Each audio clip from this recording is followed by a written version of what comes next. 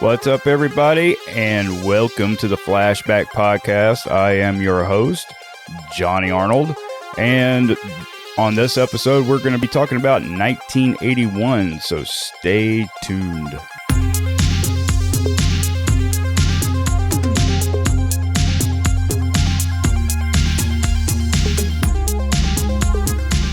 So, as we all know, we usually start the show talking about movies and such, the 1980s movies. And this week it's no different. We're going to be talking about movies from 1981. And I actually have a list of the top 20 movies of 1981. And we are finally getting into that era where we're starting to see those really big named movies that that we still remember today like they were yesterday. And a lot of these movies have become huge classics. So starting off at number 1, we're talking about Indiana Jones and the Raiders of the Lost Ark. And of course, I don't even think I know anybody that has never seen an Indiana Jones movie. Second is An American Werewolf in London, and this was just like one of the classic 80s werewolf movies. And if you have not seen this, please go check it out because it is absolutely great. And it's probably one of the best werewolf transformations I've ever seen in a movie ever. And one of my favorite horror franchise movies, I guess, coming in at number 3, The Evil Dead with Ash, the original Ash, before they did the whole remake and turn it into something like completely crazy and evil. This was just a funny, fun to watch movie. Don't get me wrong, I absolutely enjoyed the remake, but the original was just, there's no touching it. Then we go on to number 4 with Halloween 2. Number 5, Roar. Number 6, Porky's. Okay, I have a little bit of a story to tell you guys about Porky's. Porky's, I actually went, and I was very small when this came out, and this was playing at the theater, and I don't think that my mom and my stepfather knew exactly what this movie was until we got there. So we were taking kind of a family outing, a family trip to the drive-in. And when we got there, we started watching Porky's, and it turned out that I was being told to cover my eyes through most of the movie. And really, I wasn't even allowed to hear it. So I ended up falling asleep in the back of the car as they watched the movie. And I was like, well, this sucks. But yeah, that's my Porky's drive-in story. Number 7 is Possession. Number 8 is Time Bandits. Number 9, The Boat. Number 10. Okay. Number 10 is still one. This is still a movie that I really love, and that is Escape from New York with Kurt Russell. Number 11 is Excalibur. Number 12 is Mad Max sequel, The Road Warrior. Number 13, Body Heat. Number 14, Endless Love. Number 15, Stripes, and I do believe that had Bill Murray in it. Number 16, one of my another favorite werewolf movie, The Howling. Number 17, Arthur, that starred Dudley Moore and Liza Minnelli. Number 18, Scanners. Number 19, For Your Eyes Only. And number 20, and I'm going to have to tell you, I'm not a big remake fan, right? But I did like the remake of this movie from 2010, and that is Clash of the Titans.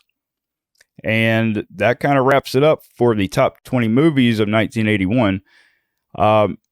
But there are a few more like really memorable movies that were released in 1981. And of course, that was You had The Cannonball Run, which starred Burt Reynolds and Dom DeLuise. Heavy Metal, Friday the 13th Part 2, which is where we actually see Jason emerge, kind of grown up and, being psychotic. We also had The Fox and the Hound, and one of my favorites, especially growing up. And I loved this movie. I love this movie like The Neverending Story or Legend, okay?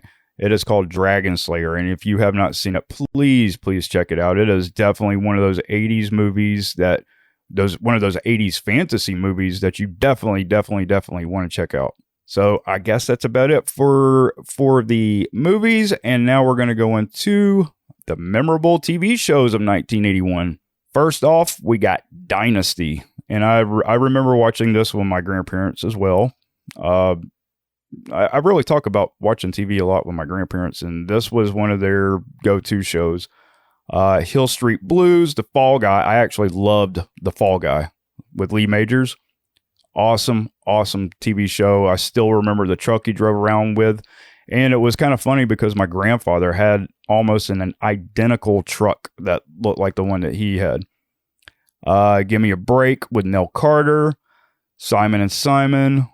And of course, another one of my favorites, The Greatest American Hero, where the hero was all clunky and he got powers, and he always he had the ability to fly, but he would always run into stuff. Cagney and Lacey. Entertainment Tonight. This is the year that Entertainment Tonight debuted. And of course, another one of my all-time favorite cartoons, the Smurfs. And then we also had Spider-Man, along with Spider-Man and His Amazing Friends, Maverick, and that starred one of Tina's celebrity crushes, James Garner, who passed away, a couple years ago, unfortunately. And he was in one of my favorite, I don't watch the Lubby Dub movies that much, but he was in one of my favorite love story movies, I guess, The Notebook, and that had Ryan Gosling and what is her name, Rachel McAdams or something. Danger Mouse, The People's Court, and this is when The People's Court had Judge Wapner, and it debuted in 1981. To top it off, Swiss Family Robinson. So those are your memorable TV shows of 1981. The 80s music was just had a totally different vibe to it. You know what I mean? And the artists back then did not rely on auto-tune. So it was just raw, pure talent. Number 1 was Rush, Moving Pictures. Number 2, Def Leppard, High and Dry. Number 3, AC/DC, For Those About to Rock, We Salute You. Number 4, Van Halen, Fair Warning. Ozzy Osbourne, Diary of a Madman. Judas Priest, Point of Entry. And number 7, Jimmy Buffett, Coconut Telegraph. Number 8, The Rolling Stones, Tattoo You. Number 9, James Taylor, Dad Loves His Work.